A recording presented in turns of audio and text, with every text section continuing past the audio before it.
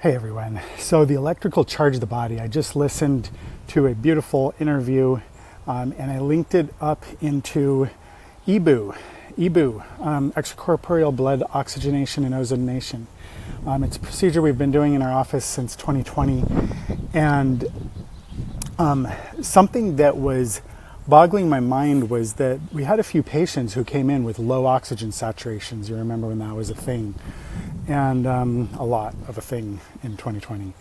And those few who did EBOO, their oxygenation would go up. So it'd go from 80 up to like the low 90s. But the thing is after the EBOO stopped, the oxygenation would continue to stay there in their blood, meaning the O2 saturation, the oxygen saturation would stay up in the 90s, and it would last for days. And we had this happen with a few patients, and it was just really interesting. I didn't really understand why that could be, but I've been thinking about it ever since. Because everybody knows when you go into the hospital and your oxygenation is low, they put oxygen on you and your oxygen saturation goes up. But then the moment the oxygen is turned off, the O2 sat dips back down. And so that, in theory, that should have happened with the EBOO, perhaps. Maybe not. It didn't, so obviously not. But what was the mechanism of that? Well, I just had our amazing health coach, Tracy, forward me a interview from Dr. Tom Cowan, who questioned the respiratory mechanism and what exactly it does. Is it so much about oxygen? I think it's a lot less about oxygenating the blood. And he makes a very interesting case. He uses a recent paper by Gerald Pollack. You could go Google it. It was I think it became available to the public probably in October, November of 2024.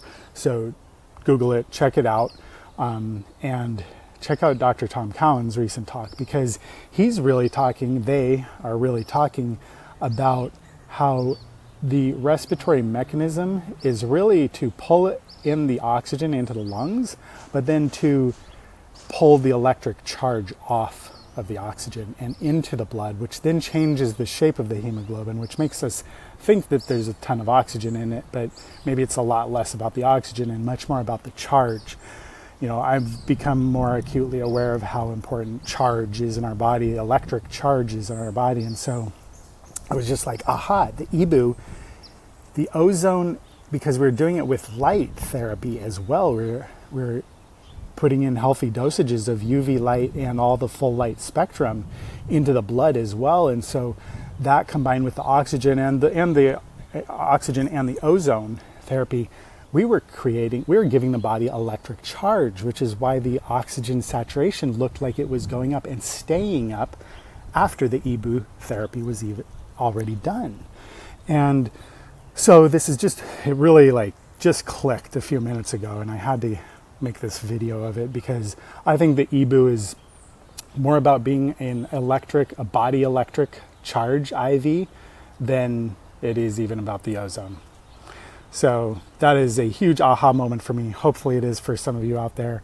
And that just goes back to show I just went for a nice hard workout, and I was breathing, getting in that electric charge. I'm out here in the sun, getting sun into my eyes, grounding on the ground, bare feet, getting that electric charge.